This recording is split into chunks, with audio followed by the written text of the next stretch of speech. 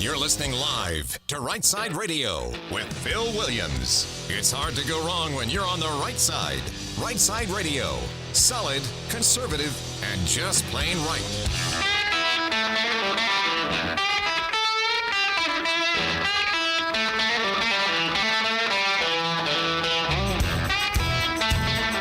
Alabama's syndicated news talk leader, Rightside Radio. Phil Williams here live in the Rightside studios. Man, we got the local, we got the state, the national, sometimes the international. And like the dude just said, yeah, all of it. Solid, conservative, and just plain right. Well, welcome to the middle of the week. Play it, Boomer. Uh-oh. Guess what day it is? Guess what day it is? Mike. What day is it, Mike? Leslie, guess what today is? It's hump day. Whoop, whoop. Congratulations, you are halfway to the weekend. There it is, the camel. Yesterday was Camel Eve. Today is Camel Day. So we're glad you're with us on this midweek hump day. And yeah, we got a great show. Man, we got a great show. And Boomer's on the board. It is packed full. I don't know that we could cram another thing in. Not one more thing. Like 10 pounds of stuff in a 5-pound bag. Yup. Just saying. It's pretty large. keep your fingers on all the buttons over there. Yeah, so just to fill you in here, so breaking news that happened just, literally in the last, 45 minutes, we finally have a Speaker of the House. GOP Representative Mike Johnson from Louisiana is the new Speaker of the House by virtue of a majority vote on the floor of the House itself. And so at 2:20, just reached out to him a little while ago, spur of the moment. Congressman Mo Brooks is going to call in, give us his thoughts. He knows this new guy personally. I don't know anything about Mike Johnson, and that's going to be interesting. But Mo Brooks knows him personally. So we're going to talk to former Congressman Mo Brooks at 2:20ish to get his thoughts for a few minutes on our new speaker. Then at 3 o'clock, I'm pleased to have someone coming to the studio who is a longtime friend of mine, somebody who I served with in Montgomery, somebody who I was proud to fight for school choice with. Former state representative and now candidate for the state school board, Charlotte Meadows, is going to be here in studio with us starting in roughly 3 o'clock.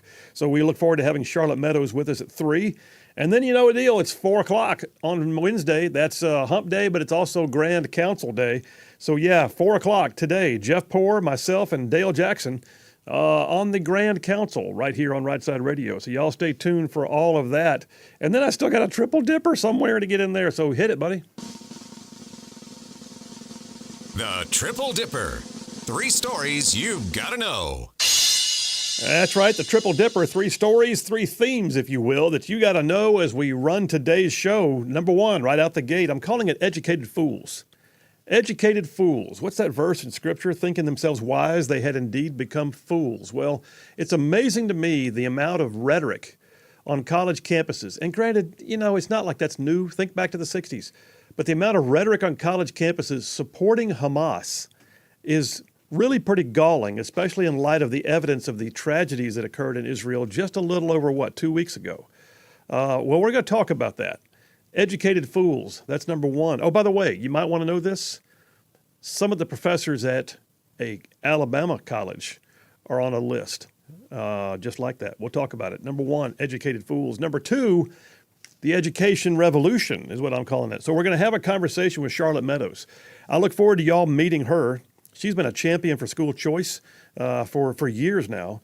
But Charlotte Meadows is going to be talking with us about what it takes to bring Alabama education to the next level. And it's not just about doing school choice. I think that's huge. I think it's important.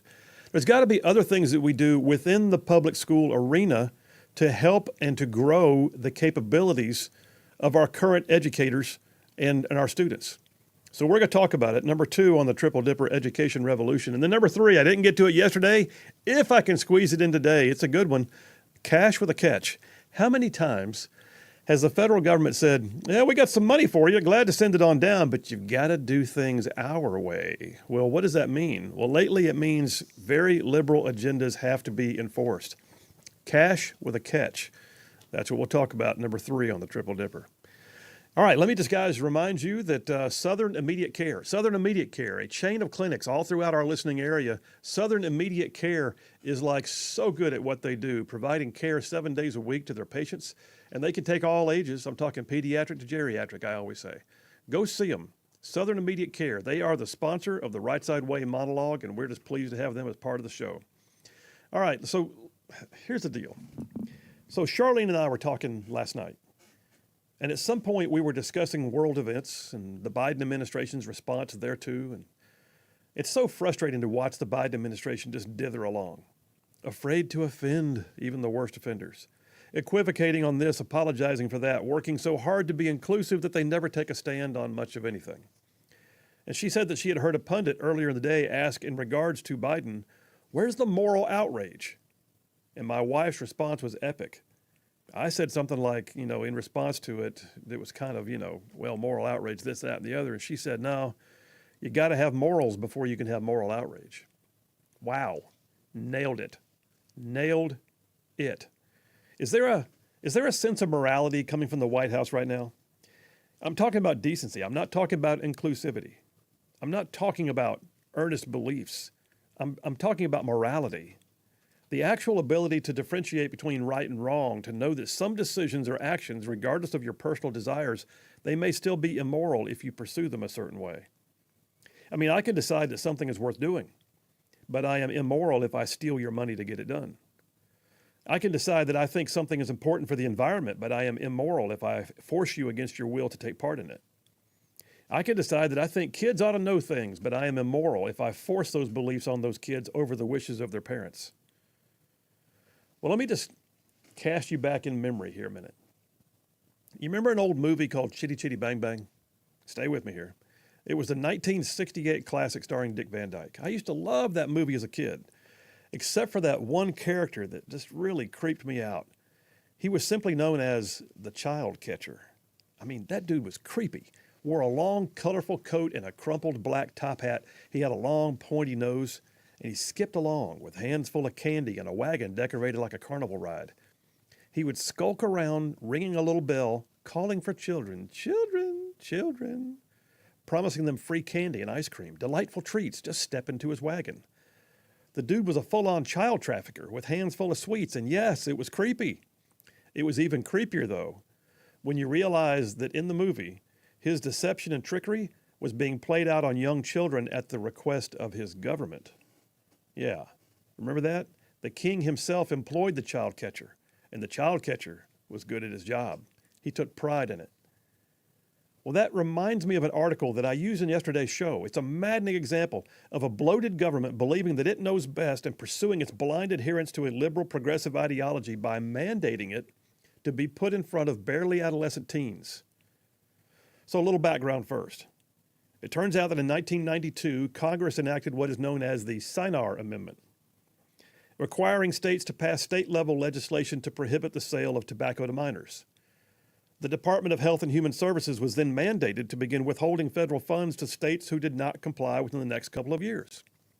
Over time, all the states finally enacted their own laws that met the standards Congress set. But in a never-ending effort to prove its own self-worth, the government decided it had to stay in the game on this one. So in 2011, the CDC, the Centers for Disease Control, began conducting the annual National Youth Tobacco Survey, with the target audience being middle school and high school students. Okay, so they just want to know how many kids are still smoking, right? Well, yes, at first. But in the last few years, the activists who masquerade as government bureaucrats, they realized they had a golden opportunity. Man, they were already getting in front of kids on a congressionally mandated issue, so why not use that as a vehicle to get to kids on other things as well? Why not? It's important, right? I mean, they really believe it's for the greater good, right? Except that they lack the moral foundation to do so. They decided, as government, that they know more than parents. The parents don't need to know what they know as long as they can get the kids to know it. So what did they do? Well, they co-opted the National Youth Tobacco Survey and began using it to give instructive descriptions with follow-on questions about transgenderism among minors. You heard me. Starting to sound a lot like the child catcher from Chitty Chitty Bang Bang. Children, come out to play. The government wants you. According to an article in Just the News, in February 2022, the CDC made a non-substantive change request to the Office of Management and Budget, asking to update existing questions on a variety of topics, including what they called questions and answer choices on sexual orientation and gender identity. Really? I mean, don't worry. It's a non-substantive change, they say. Well, the changes made to the 2023 version of the survey from middle and high schoolers was to ask students about their thoughts on transgenderism and whether or not they questioned if they were feeling differently about their own sexual identity. The actual survey reads this way. It says, quote, "Some people describe themselves as transgender and or non-binary when the way they think or feel about their gender is different from their assigned sex at birth. Do you identify as transgender or non-binary?" On a tobacco survey for kids, it gets worse. The next question, which is also not about tobacco, reads this way, quote, "Sexual orientation is a person's emotional, romantic, and or sexual attraction to another person." The question reads, quote, "There are many ways a person can describe their sexual orientation and many labels a person can use. Which of these best describes your sexual orientation?" The choices then are straight, heterosexual, gay, lesbian, bisexual, pansexual, queer, and asexual. On a government tobacco survey for sixth graders. This is made even more maddening when you realize that Form 0920-0621, which is the government's designation for the National Youth Tobacco Survey, it starts with a disclaimer that says, quote, "This survey is about tobacco. We would like to know about you and things you may do that affect your health. Your answers will be used for programs for people like yourself." Y'all, we have hit the next level in first world madness. Using one pretext, that of tobacco use, the government has now allowed activists who are supportive of transgender movement to deceive their way into an otherwise innocuous survey given to kids. That's what I said, deceive their way. If you have to lie to get in the door, then you don't have a moral position to begin with. And let's not pretend that this is anything but a lie. I mean, the survey announces itself as being about one thing, but then launches into something entirely different. It pretends to be virtuous, even congressionally mandated, but it morphs quickly into something far more sinister as it not only pries into the inner thoughts of confused kids, but it first actually instructs them, maybe even confuses them, with an air of governmental authority. It's okay. Many people believe thus and so can you. You can believe that way. We're from the government, and we're here to help. It reminds me of that freaking creepy child catcher, that immoral deceiver and prideful kidnapper doing what his government sent him to do. So back to the question of moral outrage. Yeah, my lovely Charlene was right. You have to have actual morals before you can have moral outrage. And what I see from this current administration tells me they don't qualify. But on this end of things, yeah, I'm mad as all get out. I am morally outraged at the lack of morality that is being foisted on our children. And it needs to stop now. And that's a wrap for the Rightside Way. I mean, y'all, chitty chitty bang bang, think about it. The reality is you got the child catcher, and he's sponsored by government, and he's doing all he can to loop kids into something they don't need to be a part of. What's the difference in that and this creepy survey that says, "We're here to talk to you about tobacco. By the way, do you understand transgenderism? Can we help you with that?" It's wrong, and we need to have a little more moral outrage. Phil Williams, Rightside Radio. Y'all stay tuned. We'll be right back.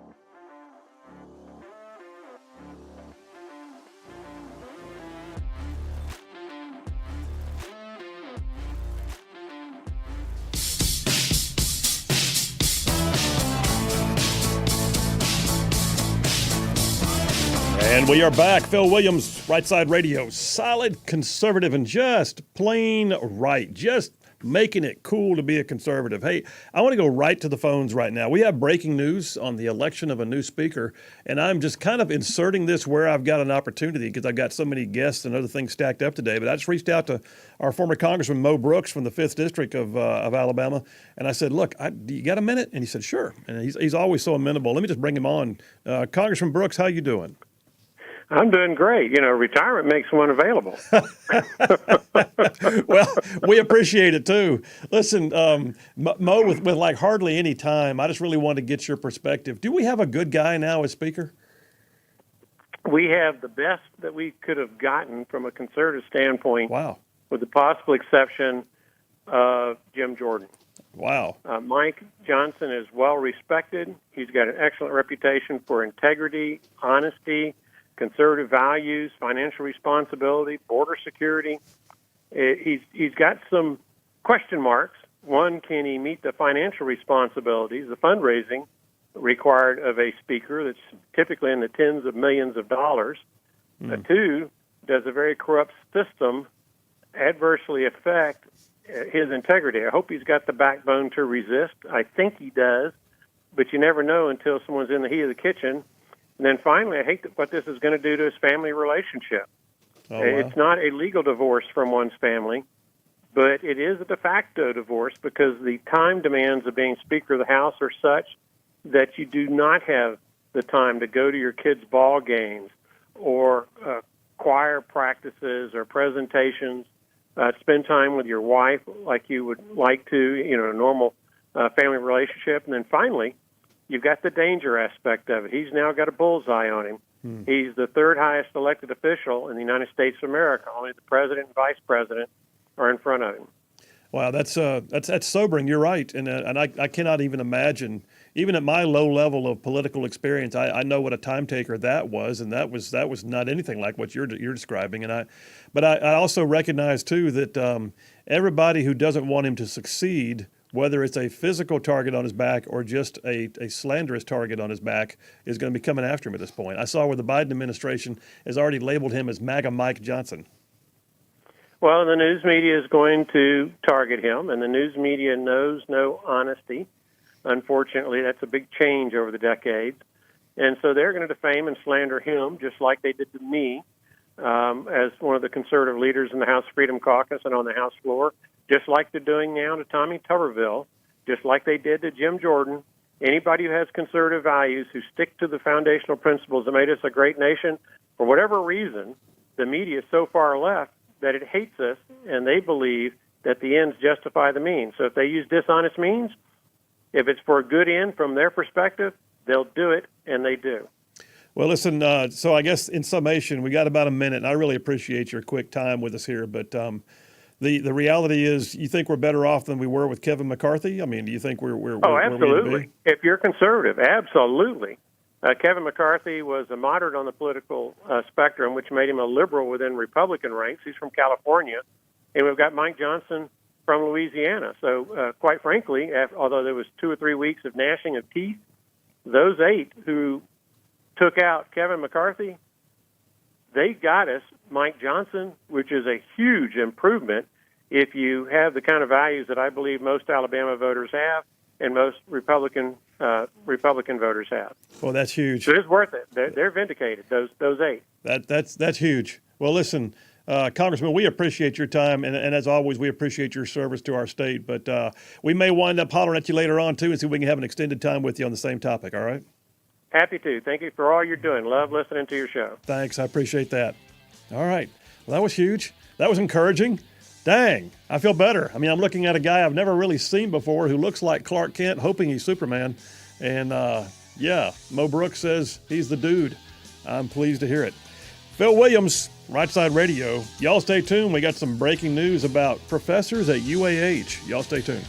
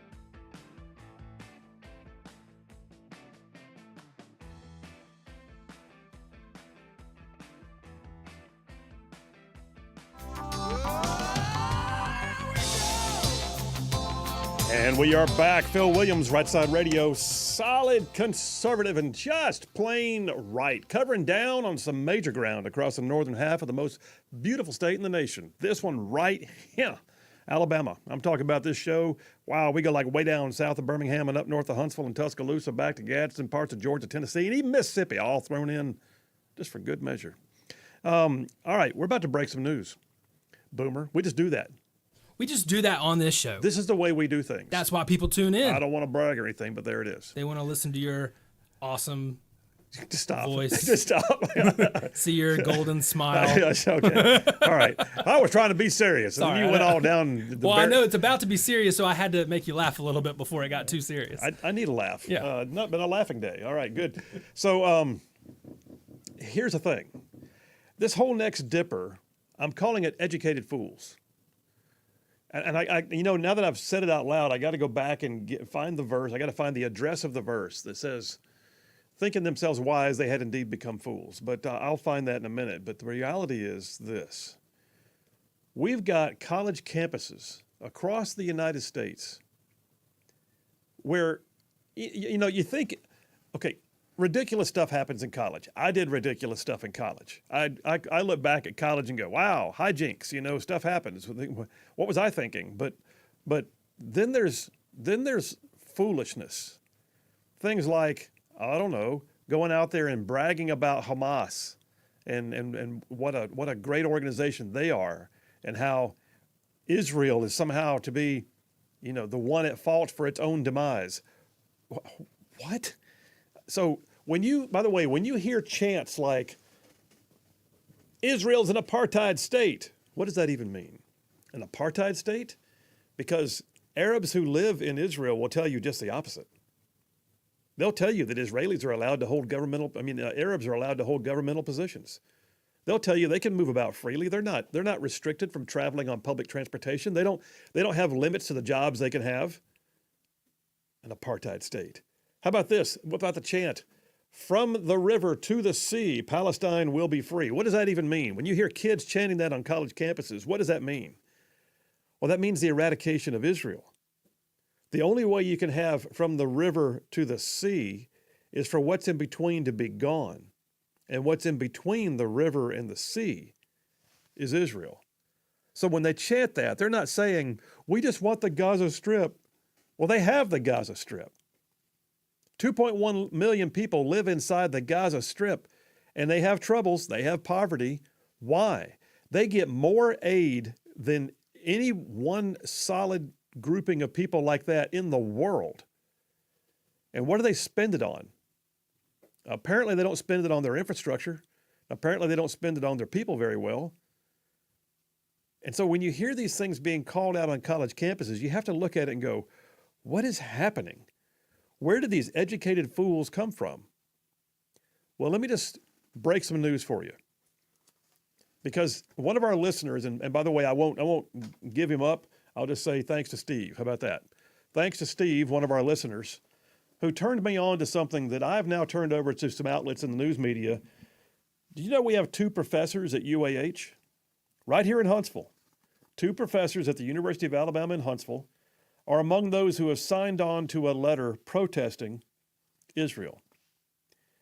They are sociology professors, and the letter is titled as the Sociologists in Solidarity with Gaza and the Palestinian People. Okay, well, maybe they're just sympathetic to Palestinians. No, not when you read the letter. We reservedly condemn the latest violence against the Palestinian people in Gaza and the West Bank at the hands of the Israeli regime. That's what it starts off with. It says things like, while claiming its actions are a justifiable response to recent Hamas violence against Israeli civilians, it has targeted civilian Palestinian population of Gaza while exhibiting little regard for the loss of human life, using racist and dehumanizing language. Wow. In just 10 days, Israel has, quote, targeted hospitals and ambulances, used white phosphorus. Let me clarify something. First of all, if you're still believing the narrative that Hamas put out, that Israel bombed a hospital, you are incorrect. Keep in mind, too, by the way, which of those 2 nations has precision-guided munitions? Israel doesn't have to hit anything it doesn't want to hit. On the other hand, you've got homemade rockets, a lot of which are made by unearthing water pipes that were otherwise used to give water to the people and making rockets out of them by Hamas. Targeting hospitals and ambulances, using white phosphorus. No, that narrative's already been dispelled too. You know what Israel does? They have a thing called roof knocking. What does that mean? That's their official policy for warning civilians to get out of the way by sending a smoke munition in, not white phosphorus, smoke. They land that on top of the building or adjacent to it. It tells the civilian populace, oh, there's big stuff coming, everybody get out. And that's what they do to minimize collateral damage. The letter goes on, 4,385 Palestinians have been murdered. Murdered. We are witnessing internationally supported genocide. Genocide. Israeli colonization and the apartheid regime who occupies the Palestine. It goes on and on and on. And then they come back and tell you why they have the moral authority to claim this. As educators, it is our duty to stand by the principles of critical inquiry. Well, maybe you ought to critically inquire a little bit more about the facts you're citing in your so-called letter. Holding the university as a space for conversation that foregrounds historical truths. Okay. 75 years of settler colonial occupation and European empire. What does that even mean? All right, well, you may be wondering, who in God's name would sign on to something like that? That liberal piece of tripe, that propaganda, was it written by Hamas themselves? Well, how about none other than, let me find the page, here it is, number 48 on the list. We're talking, by the way, several thousand sociology professors around the nation have signed on to this. One of whom is number 48, Daniel R. Morrison, Associate Professor of Sociology at the University of Alabama in Huntsville. I want to know who Daniel R. Morrison is, and did he even read the letter? If you know Daniel R. Morrison, you are welcome to have him call the show. I'd be glad to dissect with him what it is he thinks he really knows about what's going on between Israel and Palestine. What is happening with Hamas and the so-called Israeli regime. Daniel R. Morrison, Associate Professor of Sociology at the University of Alabama, Huntsville. And also, by the way, number 1,169 on the list is Jen Simmons. Jen spelled J-E-N-N. Jen Sims, an Associate Professor at the University of Alabama in Huntsville. Doesn't say whether she's sociology or not. It just says she's an Associate Professor. So we have one Associate Professor of Sociology at UAH, and that's Daniel Morrison. We have one Associate Professor of something named Jen Sims, both at the University of Alabama in Huntsville. Those are the only two Alabama professors I can find on here that have signed on. Did a word search on the document. They're the only ones that have the words Alabama in their title. I'm curious. At what point did they read the letter and look at it and go, yep, I agree with all that. I want to sign on to it. And not only that, I want to make sure that the world knows what university I work for. And then my next question is anybody in the administration at UAH aware of this? Are they allowed their freedom of speech? Certainly they are. I have to question, though, whether or not they recognized the intent of what they were signing on to. Did they mean it? Is it their belief that Hamas did what it did simply because, it's just Hamas and they've been colonized? Did they really believe that? Or were they just caught up in the moment? Either way, we're breaking that news right now because nobody in the state has reported this yet, and I really appreciate Steve letting me know this was out there.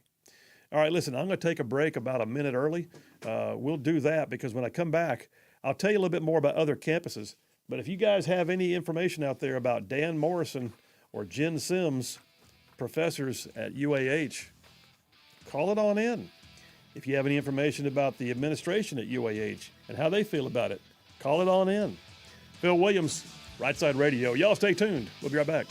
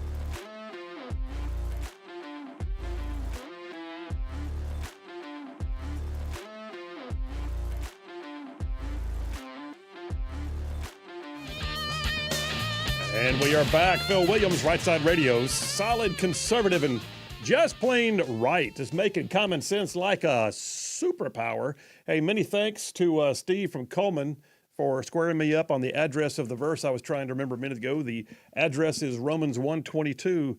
Professing themselves to be wise, they became fools. That's the King James Version. Professing themselves to be wise, they became fools. Where is the NIV? Let me see here. Some of you purists out there don't want anything but King James. I understand, but guess what? I'm going to the NIV right now, which says, although they claimed to be wise, they became fools. Well, that's what I said earlier. We're looking at educated fools on these campuses, and it's just unreal. I mean, I look at some of what's going on around, and granted, I get it. College is a place where you find yourself, whatever. I don't remember having to find myself in college, but I do remember, life being a little different, a little crazy sometimes. Staying up all night and doing things that I wouldn't do now at this age.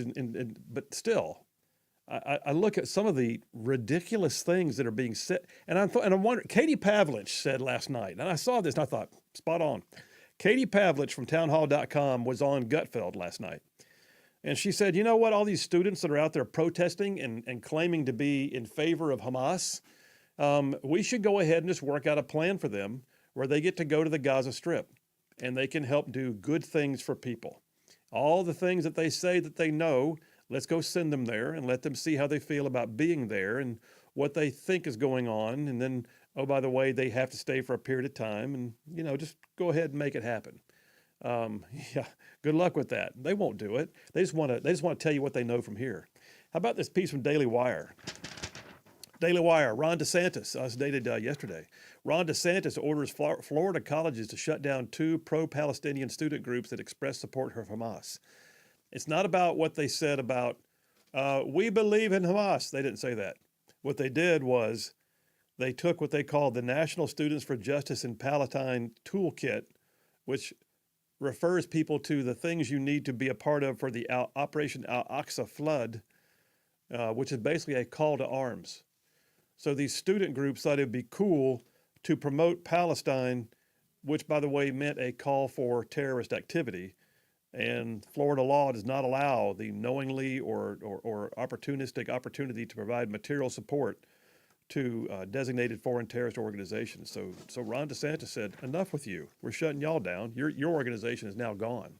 And then you got, on top of that, you've got the fact that we've got GOP lawmakers that are actually calling out right now for pro-Hamas protests on college campuses to be dealt with. Republican Congressman Burgess Owens introduced a resolution condemning the support of Hamas, which has been received on college campuses nationwide.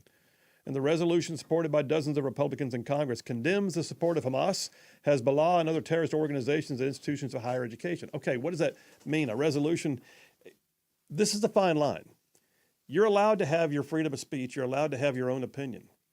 Where it does not, where you do conflict, though, with actual law is when you begin calling for terroristic activities, or for that matter, using taxpayer dollars to pursue aims that are contrary to the good safety and welfare of people. How about this one? Daily Mail has a piece. Dateline today. Calls to expel students at George Washington University who projected horrifying messages in support of Hamas's terrorist slaughter of 1,400 in Israel on the school's library. So what happened there? You had these students who thought, here's our silent form of protest. We'll just take a projector down there and shine it up on the wall of the student library. And it calls for things like glory to our martyrs, divestment from the Zionist genocide, free Palestine from the river to the sea. And again, I don't know if these kids, what did Rush Limbaugh used to call them? Skulls full of mush. I don't know if they're just skulls full of mush or if they really want to see from the river to the sea, Palestine will be free, meaning the extermination of Israel so Palestinians can have all of the land. I can't answer that. What I know is this. They are educated fools. They're doing all they can to prove that in college you don't have to be smart to get a degree. And they're doing stuff it's just, well, then you have to look at the professors. Well, I mentioned 2 of them right here at UAH. Anybody know Dan Morrison and Jen Sims? I'd love to hear more about them. Are they good people? Are they misunderstood? Did someone sign their name on that thing without them knowing it? Did they read it first before they signed it? Do they really believe that UAH is going to be proud of them for getting out there and putting UAH's name on an anti-Israel, pro-Hamas, terroristic letter of support? Well, Cornell University now has a professor who has decided it's best to go ahead and take a leave of absence after he went ahead and told a crowd of students that what he saw happen on October 7th when 1,400 people were killed by Hamas terrorists was exhilarating. It was energizing. You would not be human to not feel the same way I did. That's the professor talking to students. So when you realize, by the way, that we have educated fools who are just kids, who are barely over the age of majority, whose biggest decision they have to make is, did I brush my teeth this morning and should I wear pants? You know, that's a life of ease. But I have to hold the professors somewhat accountable because allegedly they are educated people who are supposed to be in there for all the right reasons to help lead, guide, direct, and oh, by the way, educate these kids. And when you got a Cornell professor, Associate Professor of History, Russell Rickford, who went viral, according to the New York Post, for the incendiary remarks he gave to students during a pro-Palestinian protest soon after the October 7th surprise attack that killed 1,400 people, saying, "It was exhilarating. It was exhilarating and energizing. You would not be human not to feel the same." And then, of course, I go back to right here in Alabama, right here in our listening area, at UAH, Associate Professor of Sociology, Dan Morrison, Associate Professor of something, Jen Sims, both signed on to a letter that claims that Israel is an apartheid state, that the Israeli regime has been targeting in some way the Palestinian people for 75 years and creating a genocidal moment. Well, that's just wrong-headed. That's a clear indication that there is something wrong with those two individuals who would sign on to that letter saying those things. And I want to know, are they really that way? Is that the way they walk around in life? Was it an undue moment? Did they just find themselves caught up in the swirl of events and someone said, sign here, and they said, yeah? Or, you know, if that's the case, I still question their maturity anyway. Jen Sims, Dan Morrison, you're welcome to call into the show and give us a piece of why you think it was a good idea to do it. We'll take that call. 833-687-4448. Text lines are open. We'll take your text too. By the way, we got several, one of which is my buddy from college who's trying to recount things that he says I did in college, and that's not true, Stephen from Madison. I will have none of it. Thanks, Stephen. I enjoy those texts. Hey, I'm also excited, by the way, we're going to switch gears here in a minute. I just saw my friend Charlotte Meadows, former state representative, now candidate for the state school board. Just walk in. She'll be joining us here in studio after the top of the hour break. Talk about her candidacy and what we can do, not just about expanding opportunities for choice in education, but how can we bring some fixes to the public education system itself? She's running against somebody who has been on the state school board now for 30 years. 30 years. Maybe it's time for a change. I would just say, yeah, maybe it's time for a change. All right, we'll talk about all of that and more coming up right at the top of the hour. In the meantime, text your thoughts on in 833-687-4448. And thank you to Francisco from Huntsville, who just said, should the FBI use the Patriot Act in using all means necessary to watch thousands of protesters that attended all these protests? Why not remove the squad members also? Yeah, don't get me on the Patriot Act, bro. That's just going to be a whole nother conversation. In the meantime, I don't know if the FBI needs to do that. I just think that people need to recognize that what they're getting into and signing on to, probably not a good idea. Phil Williams, Rightside Radio. Y'all stay tuned. We will be right back.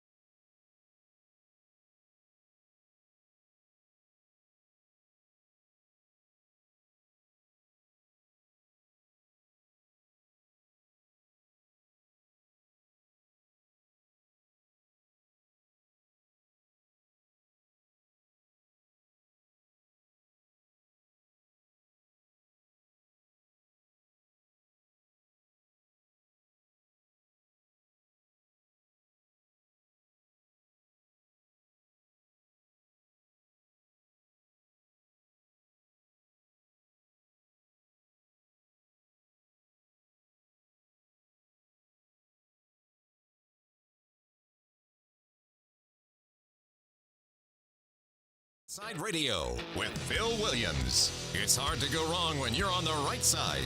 Right Side Radio. Solid, conservative, and just plain right.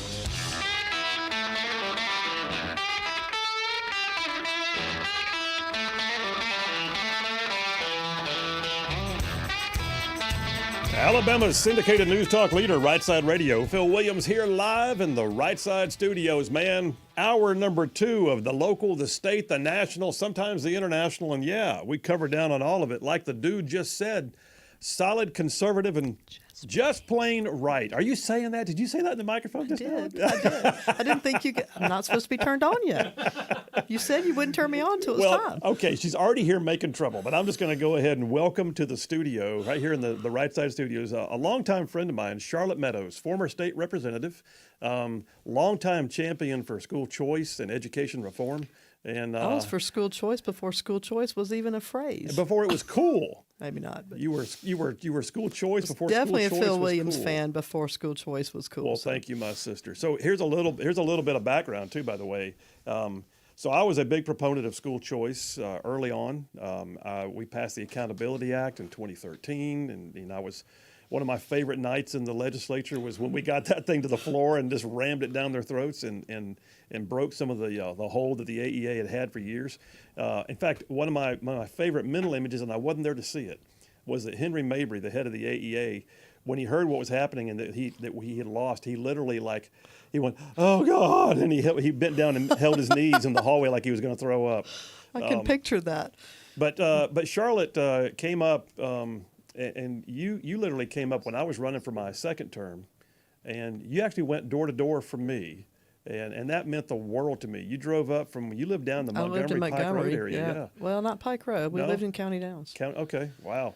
Even still. I mean, still Montgomery, but So you're not in the legislature right now, but you decided you're not done with politics yet. So you just declared yourself as a candidate for the state school board. Come on, Charlotte Meadows. woohoo! And people look at me and say, "Have you lost your mind?" Have you lost your what's your husband say about this? Have you lost your ever-loving mind? You know, God bless him. Alan is my biggest supporter. Yeah. If he were not, I would not be doing this. Yeah. So he's been 100% in from the beginning. He is definitely 100%. Well, you're running for a And- seat currently held by. Let me tell you what he says. Oh, If you wait, decide to Alan? go to Okay, go ahead. war, I'll go with you, and you're going to war. So Wow, that's what he says. that's legit. Yeah, he's And you 37 years. So you might be going to war. we may be in for another 37, I hope. But yeah, and I don't. Politics is not always pretty. Wait, y'all are 37 years? We've been married 37 years. Charlene and I are 37 years. How about that? How about that? Well, God bless him, and I appreciate that because it is definitely a family thing. Politics is not the person, it's the family more often than not that Well, and deals with it. I heard what Mo Brooks said, and that really hurt my heart about Yeah. Speaker Johnson not being able to. Of course, that's true, very true. But hopefully his wife at least lives in Washington with him, and he doesn't have to race back home to Louisiana to spend time with her. I don't know anything about him other than what I've heard today. I don't know So, either. I would hope too that that he looks at it as a season in his life and not as a place where he wants to roost like Nancy Pelosi forever and ever. Amen. Amen. I agree with that. All right, back to you. Yes. School choice.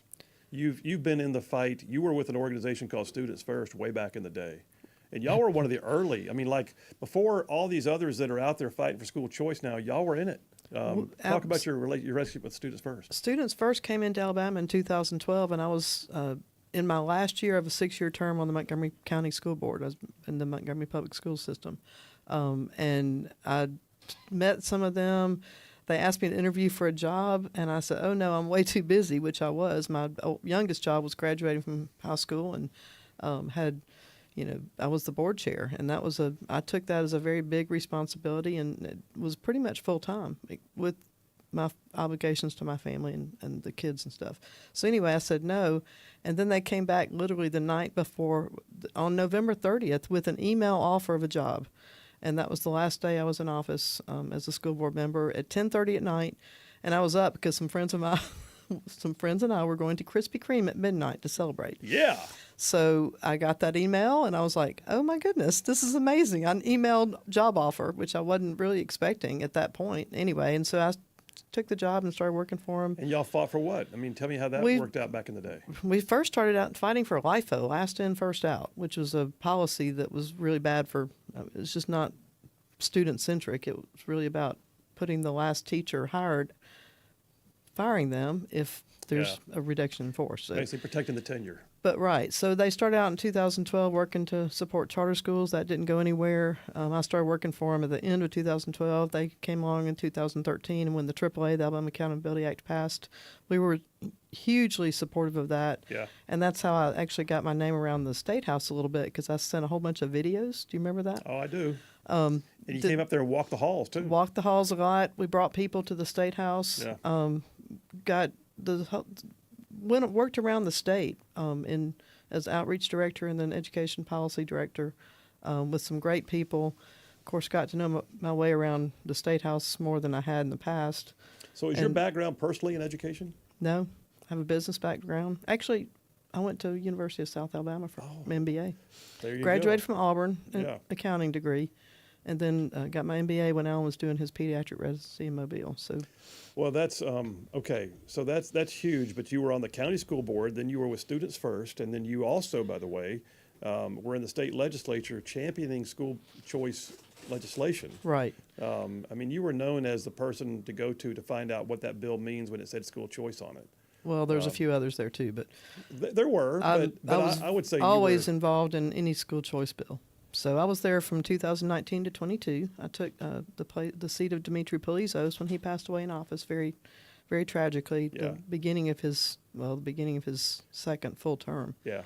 Well, all right. So now, though, you've had a bit of a gap, caught your breath, and at the same time, though, you've been actively involved with Lead Academy, which is a charter school. So you're seeing the the ground troops of school choice actually at work every day with Lead Academy. Very much so. So the bill passed. The charter school bill passed in 2015, and I knew then if we're going to have charter schools in Montgomery, which is the fishbowl of the state, or where everybody looks, we need a great charter school. What kind of fish are those?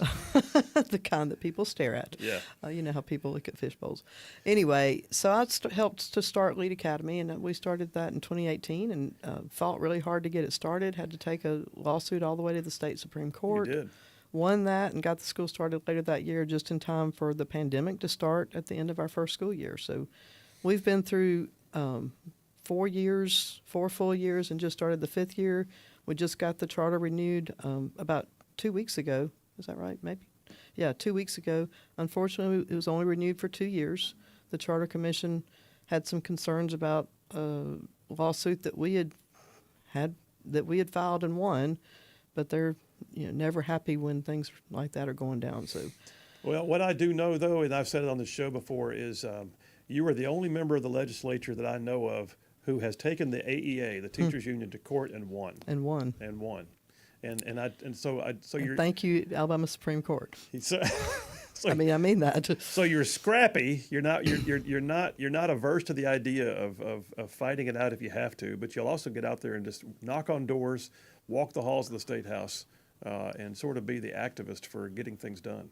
And I am a fighter for young people. Somebody asked me the other day, why do you want to do this? And I said, well, we've got over 700,000 kids in our public schools, over 800,000 children in the state of Alabama. Yeah.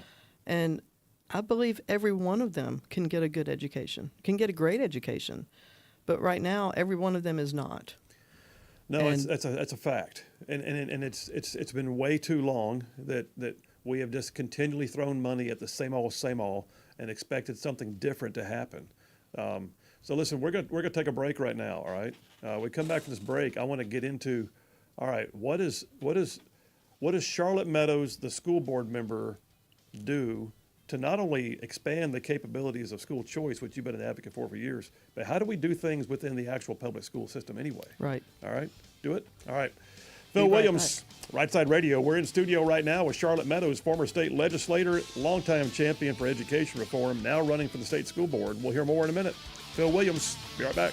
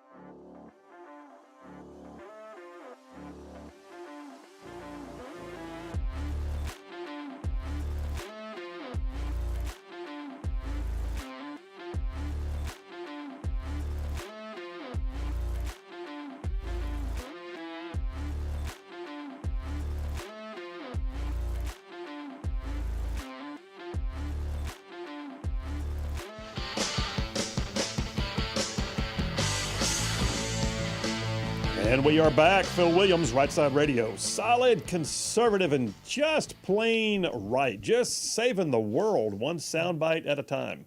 Back here in the studio with my longtime friend. And by the way, it's obvious that I am somewhat partial to you.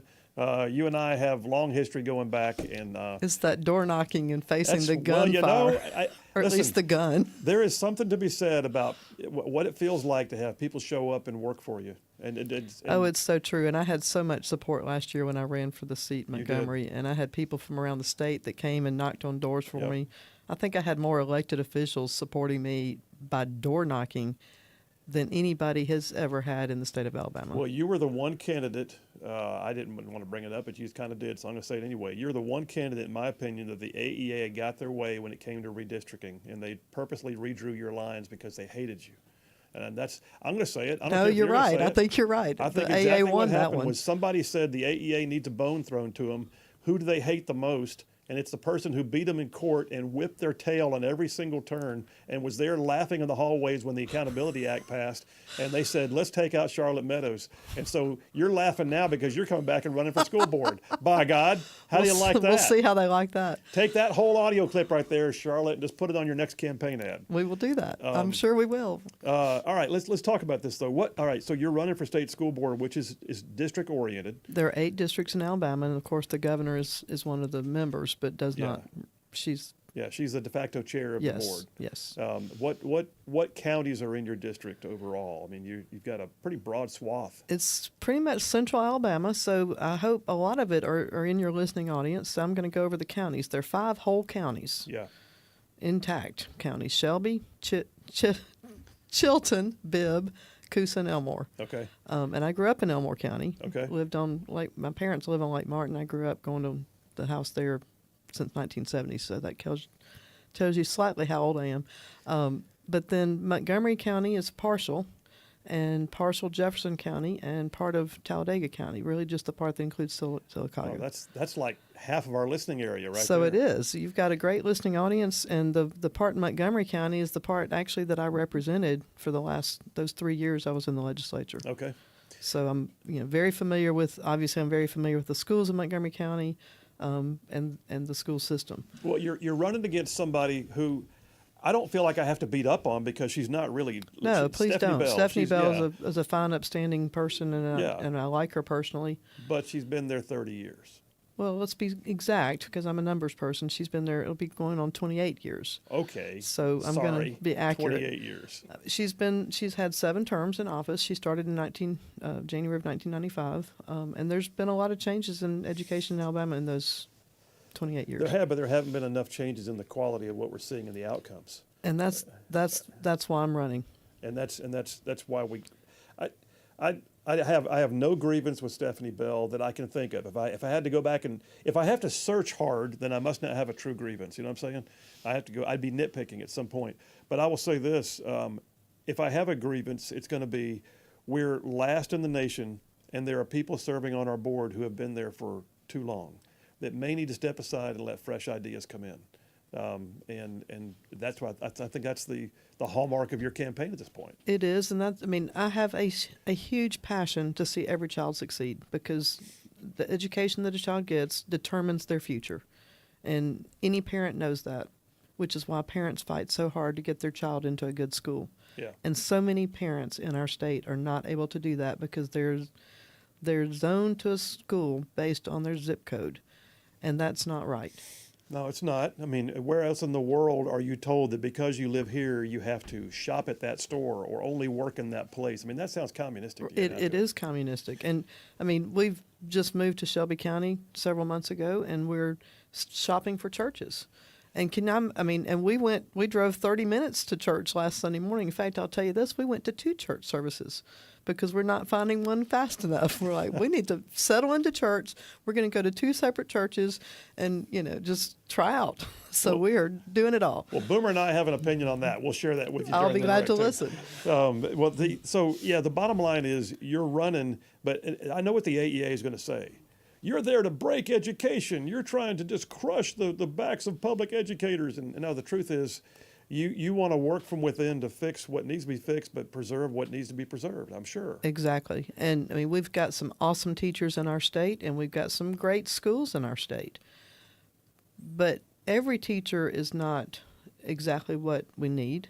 And until every teacher is doing the right thing in the classroom, then every child is not going to be successful. Well, and So this is about, I guess, probably the marginal ones. Well, I think too that people forget. Like for instance, you're with Lead Academy. You're very involved with Lead. Right. Lead's a charter school. A charter school is actually a public school with a separate charter. It's Right. not like you're a private school. So those who say you're just a private school advocate, no, it's a charter school. I'm a It's public school advocate. I believe in public schools, and I know that the public schools create the public, and that's why we need great public schools. Because the public that we are serving is not getting their money's worth. And right now, it scares me to no end to see these college campuses where people are standing up and saying that from the sea to the, what are they saying, from the river to the sea. Yeah, and I know exactly what that means because I've seen the map. Yeah. And how can our country exist with people like that thinking the way they think? Professors thinking that way. Professors even worse, but the young people, they've not been trained in how to think clearly, because that's just not the way our country should be. Our country is supposed to be opening and welcoming to all people. We should not be saying we need to kill the Israelis. Yeah. Oh my goodness. Yeah, there's a lack of quality worldview that's being presented. And that's because they've not been taught how to think clearly. Well, and when we get back from this next break, and we got about a minute before we get to it, but when we get back to this next break, as we talk through our time together, we can touch on some of that, because we got issues like critical race theory and ESG, which is investing more often than not, but it's still the equity and diversion and inclusion and all this That's DEI, diversity and but inclusion too, but all of it gets shuffled into our kids. I just had a whole segment today about the National Youth Tobacco Survey that for some reason inquires about their transgender thoughts. In sixth grade. And so all of this is flooding in on our kids. And we've got some pretty unique programs being put in place. Examples, I think I actually got the articles right here. Sarah Huckabee Sanders in Arkansas and Ron DeSantis in Florida both have reform plans that are pretty legit. And they actually take teachers into account, even to the point of providing raises and recruiting efforts for teachers. But then they also say, and here's the things we're not going to allow in our schools anymore. And some of those things I just named. Right. All right. We're gonna wind up taking a break here for a moment. But when we come right back, we're with somebody who you got to get to know, because half of our listening area's territory is going to have a school board candidate, and Charlotte Meadows is one of them that's going to wind up taking the seat and working on the state school board on your behalf. So it would behoove you. I don't care whether you have kids in school or grandkids in school. You can just be a concerned citizen and still care about who's on your school board. That's an important piece of our democracy. All right, folks, Phil Williams, Rightside Radio. Y'all stay tuned. We'll be right back.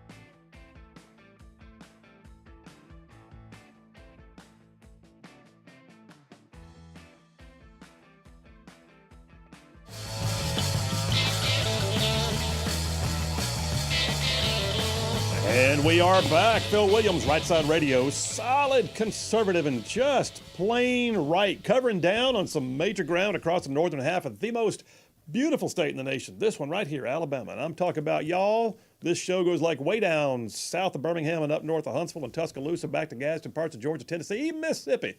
All thrown in just for good measure. Well, I'll tell you who else is about to be covering a whole lot of ground, and that's Charlotte Meadows, who's right here in studio with us. Charlotte, there's a lot of doors to be knocked on in that district. That's a whole lot more space than you had as a state rep. You know, my campaign is really good at knocking on doors. We knocked over probably 12,000 doors last year. Well, there you go. So we've got the raw skin on the knuckles. So. And you actually had a guy pull a gun on you when you were knocking on doors for me once. Right. The only time that's ever happened. That happened right here in Gadsden, Alabama. I wear that as a bat. And Alan says that I got bit by a dog one time, and I look at him and I say, well, I got a gun pulled on me. By the way, that is not typical in Gadsden, Alabama. No, it's not, I'm sure. It was a very fascinating experience. Yes, well, campaigning often is. Well, all right, so let me go back to the education arena. There's what I would just call crap that keeps getting thrown at our kids.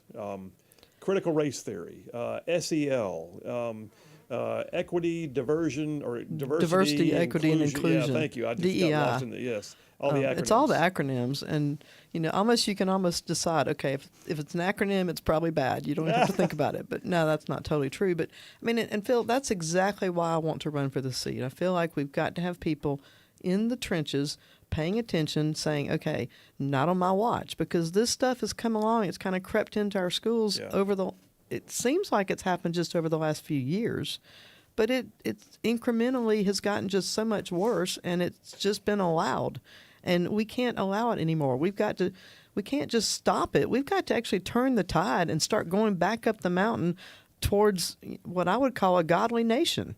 And, our country is based on Judeo-Christian values and morals, and if we don't teach those in our schools, and I'm not talking about teaching Christianity, I'm talking about teaching the morals that God put on the earth when He created this earth.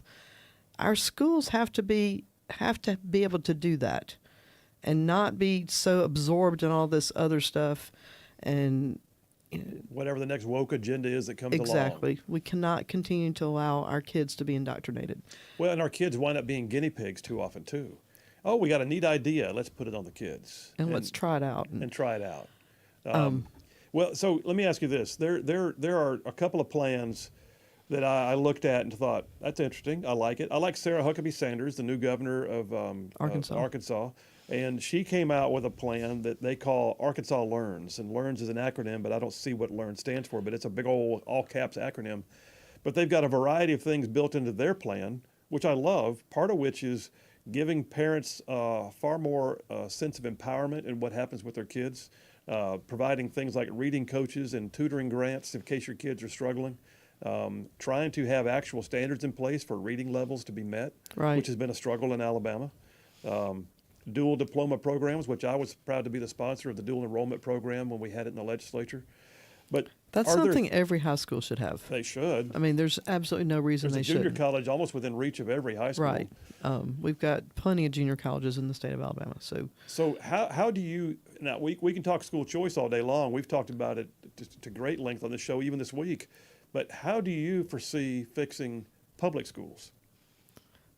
For one thing, it won't be just me by myself. I'm going to have to work with the whole board. And we do need a strong board, and that's one reason I want to be on that board, is to work with the others, but provide leadership in the direction of let's pay attention to what we're doing. And honestly, if you've ever sat and watched a state school board meeting, a lot of what they're all about doing is recognizing people who've done great things in the school. And that's not sufficient. I mean, that's good, but that's not enough. We've got to pay attention to the details of student achievement. So first you look at, are all of our teachers graduating from their schools of education ready to start teaching? And if they're not, then the schools of education, it's already in law that they have to go back and teach them again. Reteach and retest is kind of what it's called. But we've got to make sure that every teacher is prepared and ready to teach when they first start. And sometimes that may mean looking at salary schedules and incentivizing teachers to go into a different field that's more needed. Because we've got a lot of people that graduate every year from the Department of Education's PE classes, Right. physical education, Right. which is fine and great, and kids need PE, but we need math and science and English teachers. So there's a lot of things that the state board could do. Some of it would have to be working with the legislature to put things in place, because of course the legislature funds our school Which you system. would know your way around that one. Which I certainly would, and would be very willing to work with the education people in the legislature. Which, I mean, I was on education policy when I was there, so that's easy. Well, so I get it. So you're right. We need to make sure that we're putting the best people in the best spots where they're needed and incentivizing more to come in. What about things like curriculum and curriculum choice and textbooks? I mean, people don't realize that even the textbooks are often approved at the state level. Well, the textbooks are definitely, they start out at the state level, and the state school board has to approve the textbooks. And of course, there's a committee that works with it, but the state board members are the ones that vote on those state textbooks, and then the local school boards can pick from the ones that the state board selected. They can't pick outside of that, or else it won't be paid for. So the state board has a lot to do with things like the policies, Yeah. and that's the most important part. Well, it's imperative that we get our public school systems are not going away. I mean, those opponents Correct. of school choice will try to tell you all you want to do is crush public school. I have never met a school choice proponent who just wants to do away with public education. No. Nobody does. But what we want to do is have a public school system that provides opportunities and also empowers parents to have choices. Let's talk about the free market aspects of school choice. If you read all the articles that you sent me this morning, down in there, it talks about how every single school system, when you introduce more school choice, the public schools get better. Get better. And That's that to exactly me right. is the key to why I support school choice, because the public schools improve. In 33 out of 34 studies, they improved. I've often said that you play up to your competition. And if you have no competition, you get lazy. And that's what's very often happened in our education system is they have no reason to have to compete because the same kids who live in that zip code will be here next year. Why should I worry? And, and then the formula will tell how much money we get for our school. And then it'll all be fine. And then the legislature will give us a raise. It'll all be fine. And yet, in the private sector, if you ran your business that way, you'd be out of business in a heartbeat. In what world do you do worse every year? And, in some cases, half of your businesses stay home every day. I mean, that's what happened during the pandemic. And yet you still get a raise and all your employees get a raise. Yeah. I mean, that really didn't make sense to me during the pandemic when we were giving the bus drivers a raise and the lunchroom workers a raise. And I mean, the lunchroom workers were sometimes coming to school and doing lunches, Yeah. but some of them weren't. Yeah. And most of the bus drivers, it was like, what? You didn't drive a bus for a whole year, but you got a raise. Exactly. Anyway, it just, I bus drivers are a very important part of the school day. I mean, Absolutely. obviously, but And we've sometimes you got have to teachers start that drive looking the at, bus and then teach the class. God bless them. Well, okay, so there are a variety of things that can be done to fix a system. Is there any one single issue that you're running on right now that you'd say Charlotte Meadows stands for this? Like what's on your sign? It's real simple. It just says State Board of Education number 3. But so my platform is really 3 issues: parents' Okay. rights, All right. school choice, and accountability and transparency from the department to the stakeholders. Okay. And to me, the Department of Education is a large building in downtown Montgomery with a lot of people working in it. And yet, much of the time, the local school and the local school system is trying to do things to support the department instead of the department supporting the school. Yeah, I would agree with that. All right, you labeled 2 things there. What you said, I think, Parents' you said parents' rights, rights and school school choice. How do they differ? How do you have parents' rights without school choice? Oh, they're pretty tied in. They are different because a parent I want the parent to have the right whether they've got choice or not. So if they're choosing, well, hopefully if they're going to their local school, they have other choices and they are choosing to go where they have the best school for their child. And I would guess too that parents would have an opportunity then to interact more often and to be a But to part me, of things. parents, think it over, Charlotte. Parents' rights means the parent has a right to know exactly what's going on in that school building. Yeah. Doesn't matter what school their kid is at. Yeah. If they're in a charter school, a magnet school, whatever it is, a traditional school, they know and they are fully in agreement that what their child is being taught is what they expect the child to be being taught. That they're not going to come up and find out that their sixth grader had this Survey done. I would be horrified if my sixth grader came home and they'd be I would hope that my sixth grader would not be knowing what some of those words meant. Yeah, I would hope the same. Well, you're sitting here, by the way, with a guy who is an example of school choice. He and his family actually moved here to be able to get close to a school they wanted their kids to be in. That was part of it. I know there's more to it than that. Yeah, but that's part of absolutely. it. I mean, we were up in Nashville, and we just needed we needed to make a choice before we got into the school systems, and we decided to come back down to Alabama. So Good. And that was one of the big deciding factors for sure. Glad to have you. Yeah. I'm glad to have him. Well, Charlotte Meadows, I'm sure you and I are going to be talking between now and the time it all comes together. It's a pretty short election cycle, it seems like. It's going to be November, December, January, and February. The election's March the 5th. Maybe I should run for something. That ain't hard. Well, it's really not. It's just 4 months. So, But yeah, but 4 months, but how many counties you got to cover? well, 5 full counties and part of 3. But I'll be around the different areas and getting to try to meet people as much as I can. My email address is charlottemeadows74, which is the district number I was in before, but I'm not changing. charlottemeadows74 at Gmail. Okay. We'll have a Facebook page up. Don't really know why it's not working right now because it's there. It just can't be found. And website and all that good stuff. So, Because the AEA got hold of it. well, it's the Facebook gremlins, I guess. All right. Well, we appreciate you. And listen, thank you for your years of service to the state. Thank you for your years of service to the cause, to empower parents and to reform education and for school choice. And, Our children are our future, and I don't say that lightly. No, and I know you don't say it lightly. And I because don't I've seen sing you in it action. either.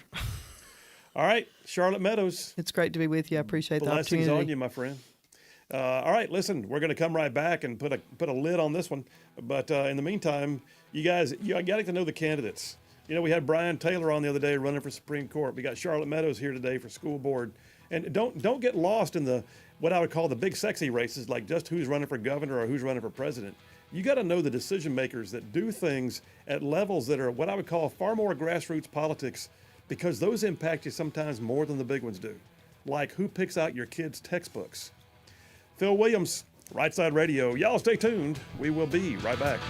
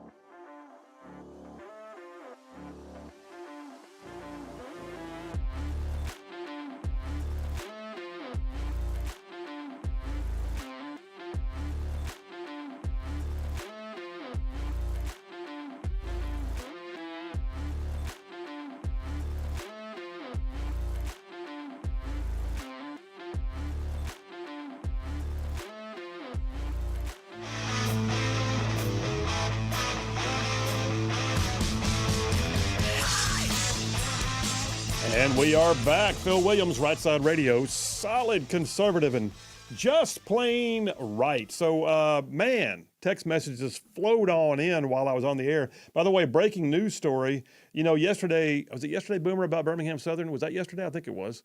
Yesterday, we talked at length about Birmingham Southern demanding that the court order the state to give it $30 million.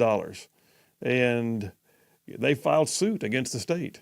And about an hour ago, the judge dismissed their case. So basically, they have no case. They're not going to be able to legally force the state of Alabama to give $30 million taxpayer dollars to Birmingham Southern to bail them out. So, yeah, right here, I'm quoting it right now from Fox 6. Breaking, a judge has dismissed Birmingham Southern's lawsuit against State Treasurer Boozer, meaning that Boozer's decision to deny the College a financial bridge loan stands. And the 167-year-old institution is back in danger of closing as soon as the end of this semester. I mean, I hate that for Birmingham Southern. I really do. I don't want to see them go away. But I cannot say that our state treasurer, young Boozer, I cannot see that our state treasurer did anything more than try to make sure that there was financial accountability and that the people who wanted millions of taxpayer dollars actually qualified as a worthy institution to repay it if they borrowed it. So he used his legal authority, and God forbid the state treasurer should safeguard the coffers. You know what I'm saying? Let's see if I can jump in here with a bunch of Good Lord, I got a bunch of text messages. I got one texter, Katie from Hampton Cove, with regards to the professors, says that Jen Sims is also an associate professor of sociology. Okay, I appreciate that, Katie. That narrows it down. Thank you very much. Jeff from Indiana says, Phil, the way this world is skewing the lines between good and the bad, how long do you think it'll be before Republicans are considered a terrorist group and try to silence us? That seems to be the end game for the Democrats. They already do. Listen to President Biden give his speeches about those MAGA Republicans and think about where all the January 6th people are right now. John from Huntsville. Boomer, did you see Arizona Diamondbacks upset the Philadelphia Phillies last night? John from Huntsville wants to know. I did. It's okay. I don't mind, but little man was a little upset. Was he really? Well, because Phillies beat Atlanta, Ah. and so we were rooting then for the Phillies to make it. Did you see, though, the Diamondbacks had their rookie pitcher. It was his first start, and he was reading the Bible in the dugout before he went out on the field. Yeah. It's kind of cool. That was pretty cool. Yeah. I like the Diamondbacks field. I got to tour that a couple times, and it's pretty cool field. Had his head in the Bible before he put his toes on the mound. So yeah. That was pretty cool. Way to go, man. Yeah, nice. Jerry from Decatur, Romans 1:30. They are God haters. Good on you for calling them out. Airborne. Thank you, Jerry. Appreciate you. Thanks for your service. Anita from South Huntsville. Long text, Anita. Good Lord. I don't know if I can read this book. It says, over the past weeks, I've given my best unbiased ear to the claim that Israel is an abusive apartheid state, and I learned a lot about the conditions that Palestinians live under. The Israeli government does impose many restrictions within Palestinian movements, work permits, construction permits, and military checkpoints, depending on the region. Over the past 5 years, she says, the Israeli military has killed around 5,000 Palestinian civilians. Based on that, you could easily vilify Israel. But what every pro-Palestinian argument leaves out is that during the same 5-year period, 2,000 Israeli citizens were also killed by acts of terrorism. So chicken and the egg arguments don't work when suicide bombers come from Palestinian regions to target civilians, while Israelis responding defense causes collateral damage. The Jewish people are not the ones sending buses packed with explosives into marketplaces. Well, that was a long text, but it was a worthy one. Yeah. Robert from Huntsville, talking about the UAH professor, says, as far as the UAH professors are concerned, I'm not so sure about the, quote, educated part, but they certainly mastered the fools. There you have it. G.I. Joe from Birmingham wants to, I think he's trying to welcome Charlotte Meadows to the Alabaster Church of God. Just saying she's welcome. Russell from Rural Route 1 just says Ephesians 4:14. Now I got to go look up what Ephesians 4:14 is. Joe from Birmingham, the only DEI that rings a bell is Dale Earnhardt Incorporated. He doesn't go for that diversity, equity, and inclusion. No, he wants the Dale Earnhardt Incorporated. I'm digging it. JT from Lacey Springs, Education Board election. Is that statewide or per district? That is per district. And I will be honest, JT, I asked her that same question. So, I wanted to verify that I was right in saying it. But yes, She is running within her district. So you will not be voting for Charlotte Meadows unless you live in her district. But her district is a huge chunk of this listening area. Oh, it sounded like it. Yeah, it did. I was like, whoa. Like multiple counties in our listening area. Maybe all of them, as a matter of fact. So, yeah, JT, there's your answer on that. All right, listen, coming up next, right after the top of the hour break, we got the Grand Council with our brethren, Jeff Poore and Dale Jackson. Always lively. And today is so filled up, y'all, with like breaking news that, Lord, ain't no telling what's going to happen on Grand Council. Y'all stay tuned. Phil Williams, Jeff Poore, Dale Jackson, Rightside Radio. We'll be right back.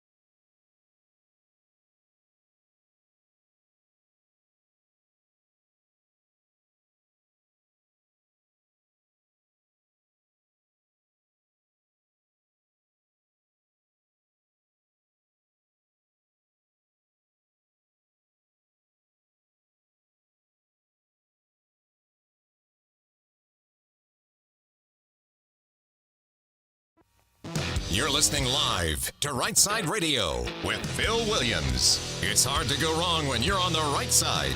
Rightside Radio. Solid, conservative, and just plain right.